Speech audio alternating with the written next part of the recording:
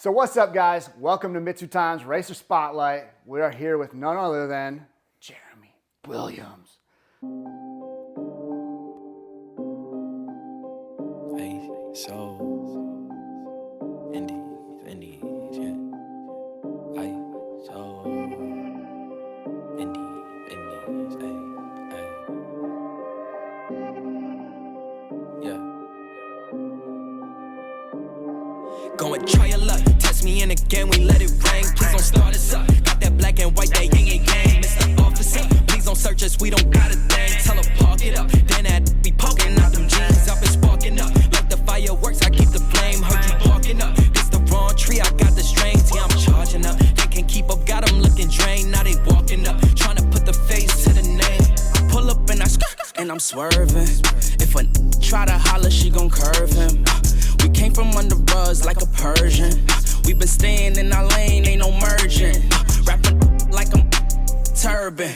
Yeah, these all square like Irvin. Yeah, we grew up in the hood, no Suburbans. If I say I need my money, then it's urgent. Yeah, they want me to quit. Yeah, they want me to shift. But as long as I'm alive, we gon' keep on making hits. While they steady shooting bricks, man, it's lit. Yeah, it's lit. Me and Dale back to back, and yeah, I'm dishing the assist. Yeah, they talk a lot of but we really with the lame. Always gonna be reaching for they hit, smoking like a clip. They can never catch me slipping. Every time your girl around, she be watch the way I'm dripping. Go and try your luck. Test me in again, we let it rain. Please don't start us up. Got that black and white, that yin and yang. Mr. Officer, please don't search us, we don't got a thing. Tell her park it up. Then that be poking out them jeans. I've been sparking up. Like the fireworks, I keep the flame. Heard you barking up. This the wrong tree, I got the strings. Yeah, I'm charging up. They can't keep up, got them looking drained. Now they walking up, trying to put the face to the name. I'm in flex mode with the best, though. That's a major key, that's a chess move. I'm your favorite G, I think it's best, yo. Stop with all the grilling, I'm on jet fuel. Thanks for having me, brother. I appreciate it, man. It's anytime. My pleasure, man. Let's go ahead. It sound a little bit dramatic there for me, but that's okay. I'm pretty excited, man. You know, I'm fired up to be here. Well, actually, I learned something today. All the cars in the stable have names. Oh. I didn't know this car's name. Yeah. I don't know why I felt that was super weird. No, it's not known because it hasn't really ran much. It's pretty ghostly. Yeah, right? It's fitting, I suppose, right? No. So the name is? Casper. So I don't know what exactly the reason was. I don't know what we were thinking. I don't know. Honestly, I don't know how it came about. There's no like rhyme or reason. Like, it's white. I mean, Casper is It's like roundy looking, like a ghost. I don't know. Like, Casper is the least scary ghost. yeah. So like, kind of a contradiction there, Yeah, right? well, I mean, you know, nobody fears it. It doesn't make it down the track. So. So I did want to talk about that. You're probably the only other person I know that had the luck since I've started going to the shootout, where you pretty much just bring a car to hang out. Yeah, pretty much. I mean, you did better than me because you had intentions on running. Yeah. So It made. I think it rolled down the track once, at the shootout, maybe twice. because for what was it? Is it been 2 years in a row or is it 3? It's been 2 for the rear. All the stuff in the rear. Yeah. Okay, so last year, what happened last year? So boy, now trying to remember all these times. That was the no shift in the second. Is that correct? No, the first one was when it was boy, that would have been like 3 years ago, I think now. So pulled it off the trailer. Knew the rear subframe was bent. Okay. Had a stock subframe delivered. We installed it at the track. Okay. Ran up there. Ran like a 1060. It was like a 1060 at 135-ish or something like that. Turned it up a little bit. And then had a 1041 at 135-ish. That's your PB, correct? No, I take that back. I'm sorry. 1041 at 116 because I had no fourth gear. So that was when I was still a stick, obviously. Okay. So all of this stuff at the shootout was still a manual when I was at the shootout. 2 years ago, once again, bent subframe again. And I know, right? People making noise in the background. It's like they don't even care what's going on. I know. Just saying. Gotta stop working at some point. You're making my ADD kick in, bro. Right. I'm like, Yeah. let's fix that car. Try harder. Okay. So then 2 years ago, exact same thing. Had the bent subframe. tried to weld new braces from the subframe to the rear diff. Okay. To try and straighten everything out, and it just didn't happen. And then last year, we were there with the auto, but we had a little issue with the auto. It was a really random one, strange one. I basically had no second gear. So, I thought I did, because on the hoist, when we were going through the gears, it sounded like I had it, but when we got to track, it basically effectively free revved second. So literally, you and I are 3 for 3 since Yeah. I've been going. Yeah. I'm going to hope we both don't Yeah. keep the tradition going of Yeah. just showing up. Well, I will say this though. This year, this is the plan, which never works out by the way. Never. There's no other things I'm going to change on this besides just hopefully taking it down the track as it sits right now. So like you're going to try to run it all year. Last year the problem was the scramble. We put the auto in here in about a week, So cool thing and it didn't work out so well. from John Royer. If I Yeah. said your name wrong, I apologize. Yeah. He wants to know why you went from manual to auto, and what's it feel like to know you actually might go quick. Wow. Zinga! Right. So it hurt my soul a little bit inside to do it. It does everybody's if I'm. I know, right? But I from a financial standpoint, it seemed sound. The best way to go. Yeah, pretty much. Because there was a lot of drivetrain issues, and really wasn't a reason to Stay. try and continue to pursue and just break. I just want to race. So, and with the success that the Colt had, basically going to the auto, with how well it stayed together at all its different power levels, it seemed like from a drivetrain standpoint, at least that part would be not costing me as much money.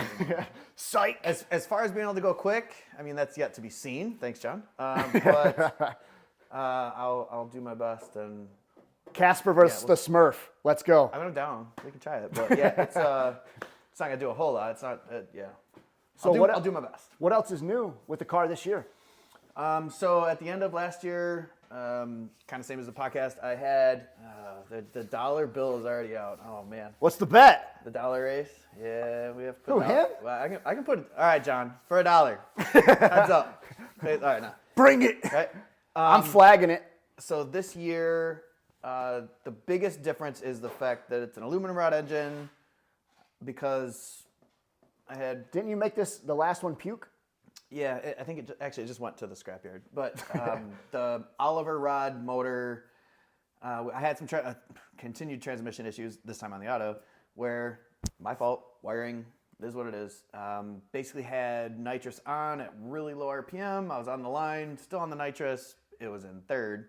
And as soon as I let off the brake, it just dropped in RPM with nitrous on. And I know I bent all the rods at that point. I let off, but the very next pass, it decided to evacuate all the rods. And He did have a catch pan. I did have a catch pan, didn't put a drop of oil on the track, never stopped anything. So, yeah. I'm not an advocate for much, but I think Everybody run a catch pan. Please seriously, run a man, catch like pan. that's something I think everybody should push for. Agreed. There's no reason. Agreed. I mean, 100%.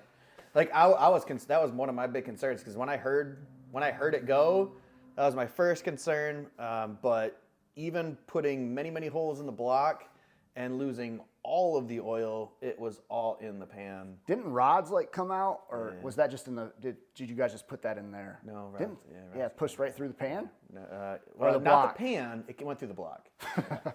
No, the pan was pretty dented up, and it had a little slit, like crease hole in it, but everything went through the block.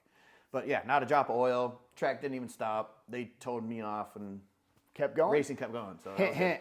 good. Right? Get Again, this that's a new turbo from the last time it was running, right? Yes. So the last time I was on a 3065, that was. So I'm kind of cheap too, so I don't like to spend money. So I had the 3065. That's why you have a DSM. And I know. And I've had this manifold for I don't know how many years. 12 years. Not 12 years. That's absurd. 6 or 7 years. No, it's probably been longer than that. Whatever. Let's meet in the middle and call it 8. Yeah, sure, that works. I had that manifold just sitting on a shelf from a car that Warren and I had bought together, and we used parts off of. He took the Volk CE 37s, 27s, CE 27 wheels. Something like that. I took the manifold. The turbo that came off it was the original one that was on the Colt. Okay. And so I've had this manifold just sitting on there forever, so it's just an open T4. And instead of spending more money on a different turbo, because I already have the 3065, I just bought like an ATP T4 turbine housing to fit on it and just go. Okay. Now, I've been gifted, per Dylan, good man, Dylan Shen, good guy. What is he, the Turbo Santa Claus? Yeah, kind of. So it's just a 6266 Gen 2, and we'll just see what she does. So that's the big power change probably. Obviously the aluminum rod engine doesn't give me power, but should hold it. Right. And I have to ask there's no other changes really. the traditional, I know you already said, but goals. You seem to be pretty realistic. Normally just try to beat your PB, but I heard you talking decent jump. Yeah, so I would like to be able to run a 950 class. Okay. Without an issue. And if it's a 9.0 class, potentially try and push and be able to run a 9.0 class. I don't know if it'll do a 9.0, but I'll be there with the champagne, baby. Let's go. I'm down, but 950 class, I think it could run without a problem. So that's probably what I'll be running in this year. So, Frank, see you at the shootout, buddy. So yeah, no, I think it'll be a 950 car. Okay. Is probably what I'll. Bro, that's quick. What I'll do. Yeah, it should be fun. Should be a good time, and should knock on whatever I can to stay together. I don't know. There should be wood here somewhere, but there's not. But we definitely should find you some before the interview's over. I think that's the biggest thing is I just want to be able to have a season where it just stays together again. So I'm not trying to light anything on fire, and you're not going to with the 6266. Gonna make power, no worries, but not trying to break any like crazy records. Just want to see what she can do, and then who knows what the next steps will be after that. So if it goes to bigger charger, if it does, I don't know, whatever. It's just a snowball effect. Yeah, we're not very smart. So we're going to stay right here until next time. Yeah, right? Yeah. When do you think you're going to have the car out for the first time? Honestly, it's an alignment away from just going. So get out the string and jack stands, guys. Let's know, go. Right? No, it needs a legit one. I need to get my slicks out here, get it on, and then take it to the alignment shop, get it aligned, and then hopefully this month it goes. Let's go, baby. Fire me up. Yeah, she's ready. Are you going to do any races other than the shootout, or are you not sure yet? Going to see how it goes? I don't know as far as actual sanctioned racing events, like IFOs or anything like that, or if I'm just going to do just test and tunes up to the point. Always go to the shootout just to go to the shootout, but right. It hasn't gotten to a point to where it's consistent enough to be able to just say, I have a class I can run in every one of the IFOs or whatever. So if it gets sorted out and I can figure out one, I'd love to. But it seems like most times around here, we're always working on something else, and we don't always necessarily have time to go to the track to make sure we get the points to go race. But I mean, that's part. It's hard. Sometimes it's not in your control. It's time consuming. It's so time consuming. Financially consuming. It's a lot of things. But honestly, right now, I just want to go out and just be able to have a good time. That's the biggest thing. And then I think that's hopefully the plan for everybody this year is just go out and have a good time. Let's have the whole crew there racing this time. That's the plan. So one thing I felt like I related to you a lot is I've had these cars for daily drivers. Yeah. And so many people talk bad on how unreliable they are. And they always have, actually. I mean, yeah, but I've had several where I used to drive to Louisiana and back. Yeah. And I even had like a Honda half radiator. I don't encourage that, but it worked. And everything worked. I did it at Key West and back. Holy crap. How far was that? It's 30 hours one way. I did it in one night. Like it was 30-hour nonstop because I had to go to work the next day. So you were done. Kind of sucked. Oh, it sucked. It was terrible. But you've driven these cars for years, right? Yeah, 98 was when I first bought my first car. I bought a 95 all-wheel drive Talon. Like actually 98? Yeah, actually 1998. So like before the Fast and the Furious? Before the Fast and the Furious. Yes. I'm one of the Fast and the Furious kids. I can't even lie. I got to go through that. So you had the car when the phase started? Yeah, I got asked if I had NOS every time I was at the gas station. But the energy drink, right? Yeah, the energy drink. So yeah, it was great. I drove it. So I had to go to and from school, which was about an hour and 20-minute drive one way to class every day. So you drove. Yeah, I put a lot of miles on that thing. I used to do weird stuff like go pick up scrap or drop off scrap. Yeah. I used to do like everything. So like I beat the crap out of it. I kind of regret it now, like the interior and. I get it. I used it. I get it. I used mine too, and my cousin had an '86 IROC, and I just had to go show him what was up. So how did you get into the DSM platform? Again, I know you kind of talked about it a little bit, but I got to cover it. So it's just the initial story. I had a 93 Probe GT, thought I was a badass, and one of my coworkers was it a stick? No, it wasn't even a stick. Just to make it even worse. I had the two 15-inch kickers in the rear and put the system to it. Oh yeah. And a coworker of mine was asking for a ride to go pick up a car he had just bought, so I gave him a ride out there. And on the way back, of course, you're gonna do some pulls, on the highway. And he just kicked my ass time and time again. It was a 93 all-wheel drive Laser, and he whooped just you? Kicked my ass. I'm like, how? I'm like, I thought a 4-cylinder should never beat a 6-cylinder. I should be faster. But, right? No, I was not automotively inclined at the time, nor did I know what was going on. And at that point, I'm like, I probably need to get one of these because I don't like to get beat. So, Mr. Competitive. I started looking, and I found it was probably less than 6 months after that I bought mine. And was it a 2G or 1G? 2G, about a 95. But you've had 1Gs. A few, yeah. I've had a few 1Gs. Where 2G? 2G's where it started. 2G's where I prefer. did my first Colts and 1Gs. You know. I mean, who's keeping track? I mean, why would you do one of those? I'm just saying. I remember. Yeah. If you like minivans, go ahead. Right. So I think I did my first 6-bolt swap. Put my first 6-bolt in the 2G though. However, I'll give a little props to the 1G for that. I did a first 6-bolt swap. It was probably like 2003. Somewhere around there. Oh, my first 6-bolt. You're literally doing 6-bolt swaps and getting cars before I even had one. Yeah. Well, I mean, I was. Not an age comparison. It's just weird. Yeah, I know, right? No, not at all. Not saying you're old. I'm just saying. No, not at all. Yeah, but I just remember like looking at Marco's write-ups and drawings to be able to like hook up the cam angle sensor and crank sensor to be able to run it and all this other stuff, and then using the potentiometer to not get the check engine light for the P300 misfire code and all this other nonsense that we used to do. And the what? Yeah, right. you run a potentiometer on an SAFC. Yeah, well, I had that too, but yeah, you run a potentiometer through the barrel and you crank it one way in it. Just so you guys know, it won't throw a check engine light. I don't know what that means. It's fine. The ECU doesn't think it's ever in a place to be able to throw a check engine light. I thought you just removed the bulb. That's works. how you fix that on DSM. I used tape because same thing. Pulling the cluster was too hard. Like too much piece work. of electrical tape was a whole lot easier. I'm just saying. No, yeah. So that was, and then it snowballed really hardcore from there. So you bought this kind of like this, right? Like the shell, not the engine setup, but the chassis kind of. Sort of. It had a different cage in it at the time. It had just a 6-point cage in it. Okay. When I bought it. Yep. It was already Lexan all the way around. Yeah, but I mean, it looked like it was trying to be set up as a street car initially-ish. And then once I started diving into it, at the time I still had a 98 all-wheel drive Talon that I was driving around daily. Okay. And the chassis was, it was a Michigan car for its entire life. Chassis got so bad, and there was construction on this road actually right out here at Jolly. It was all dirt. Okay. And I drive down it, and it was like this wash of dust coming inside. Yeah, because like all the rockers were just so rotted out and gutted. Yeah, they were done. And at one point, I'm just like, you know what? Forget it. I'm just gonna throw it in here. And it was still a stock engine, 3065, like 1200 cc injectors on E85. So basic. But my plan initially was to street drive this. So the problem was Lexan, so no windows, no up and down. And then come to find out it didn't even have a motor in the sunroof. So that's the one thing you wanted too, thinking you would get some ventilation. Yeah, so I was like, at least I got a sunroof.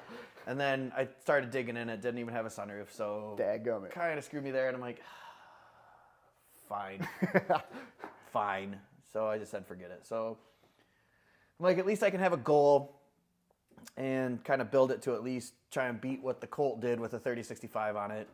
Did that ever happen? It did not. So who won $1 there? Yeah, we don't want to talk. Okay, just saying. Dadgummit. We try not to talk about things like that anymore. Dollars exchange hands a lot around We're trying here. to have mental health days and not discuss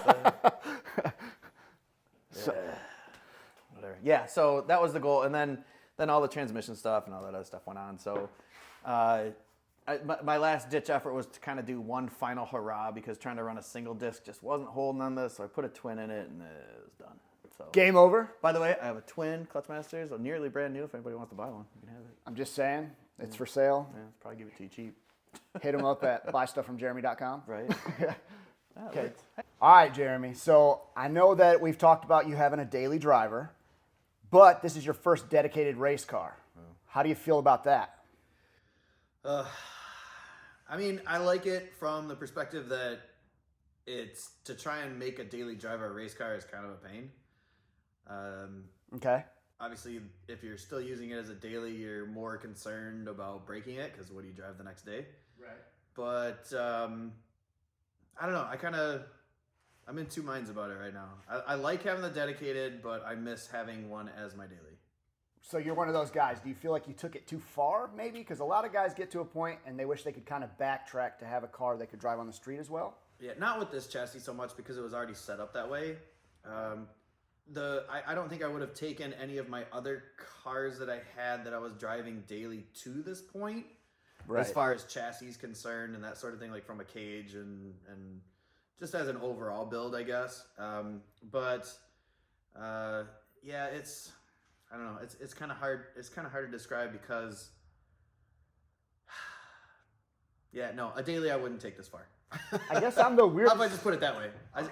I just wouldn't do it. Like it would not be my goal from a daily driver on a DSM. I'd probably be somewhere in the 500 to 600 wheel horsepower range and just be done.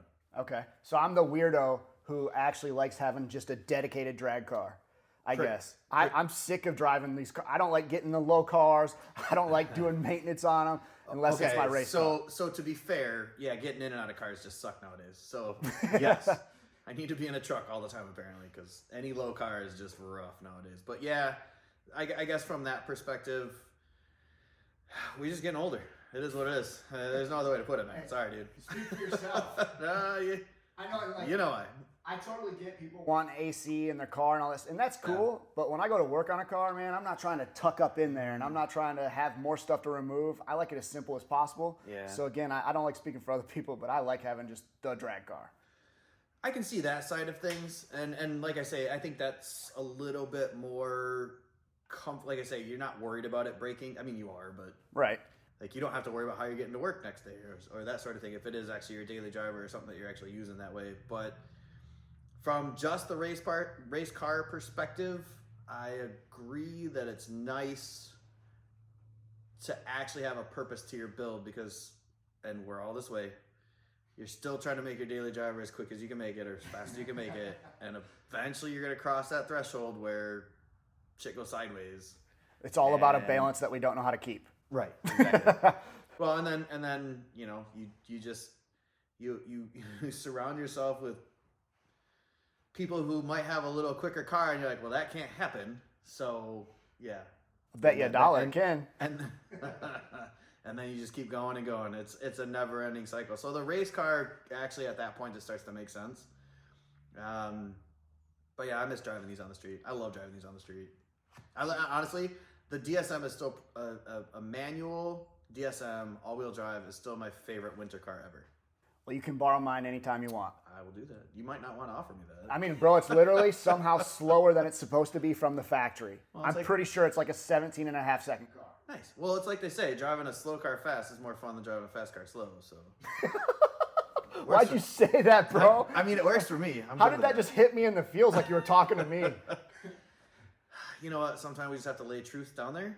And yeah, I'm here for that reality check. All right, you get me out of here in this truth train.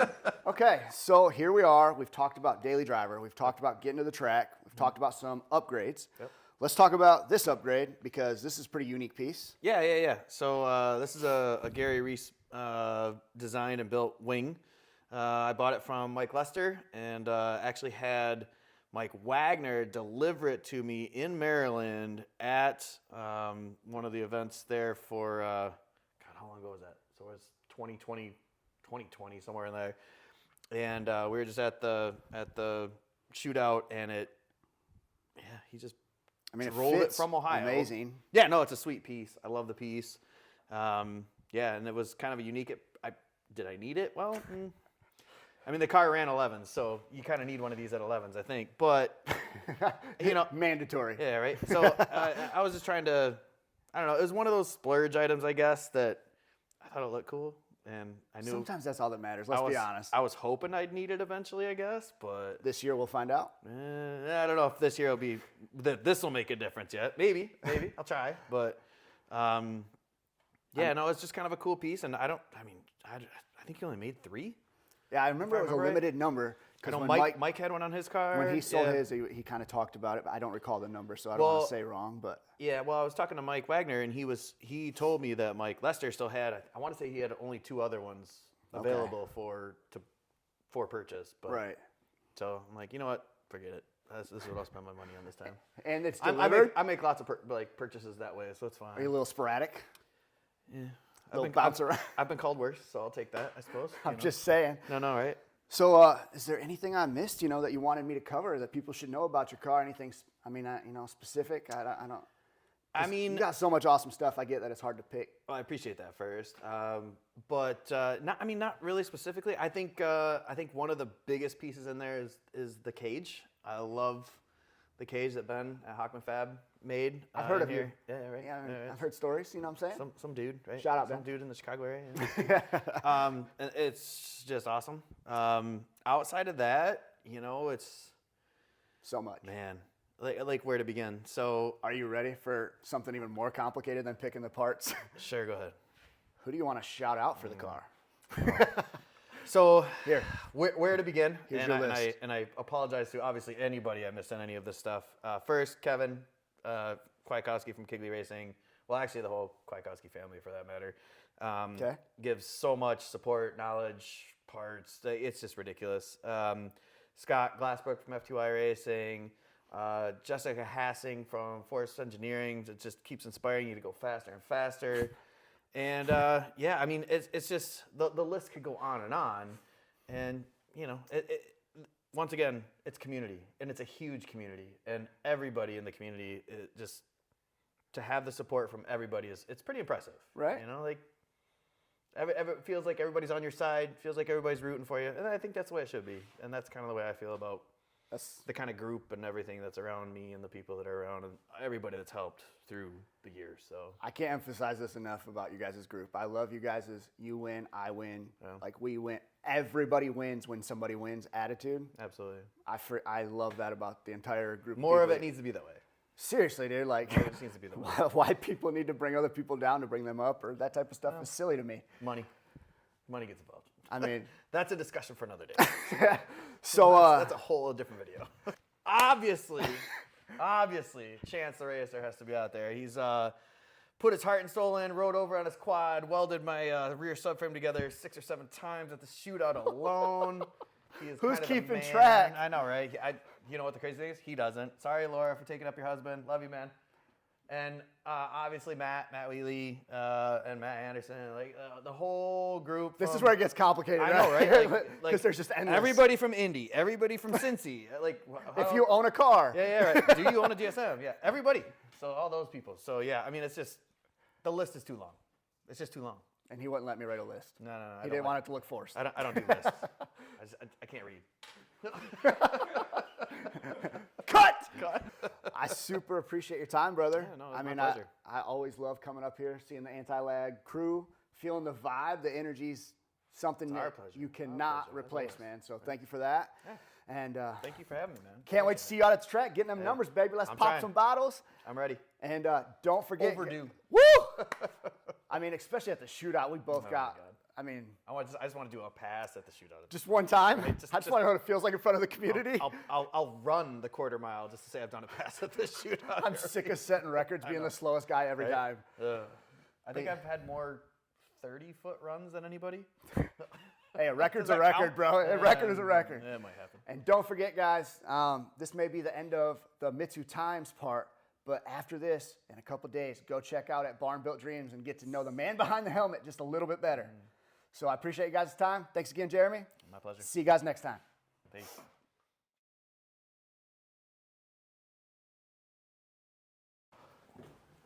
You want to take the steering wheel off? You know how this one operates? I didn't know how the last one operated, so I obviously am not going to say yes. I obviously didn't either, so. This one's actually quite nice and easy. Warren, So is the other one. Room for your back. whatever, Dad. Yeah, I thought he hit it already. Oh, geez. Oh, geez. Oh, Comfy, isn't it? I got to get there first. Yeah. Right? Bro, why do you feel like you're so tall? I mean, I'm all torso. like, yeah. All right, Dad, how does this Throw it in there. That's it? Push this in. Oh, well, I'm about as crooked as that steering wheel. Looking there? Jeremy, look at your camera when you talk. Okay. It's like almost like you like lean into it. Okay. You good? Okay, what was your next question? How do I? Hey, Dad? Right? Dad, how do I get out of here? Some people's children. Here you go. Here you go, son. Thank you. What the hell? Bro, are you all torso? Yeah. I feel like your pedals are so far away. No. Did I kill enough here, Dad? You said you were ready. You didn't feel ready? I don't know. It only takes time. I feel underdressed already. You ready to rotate, boss? Yeah. There's my new website. The same spot. Like, Come on, be professional. ish. Find your mark. These are those moments where it's like, I don't know what to do with my hands. So the shout outs you're doing. I don't even know what the hell we're talking about anymore. Why are we here? I don't know. Do we do car stuff? We're probably just gonna drink some beer and we'll.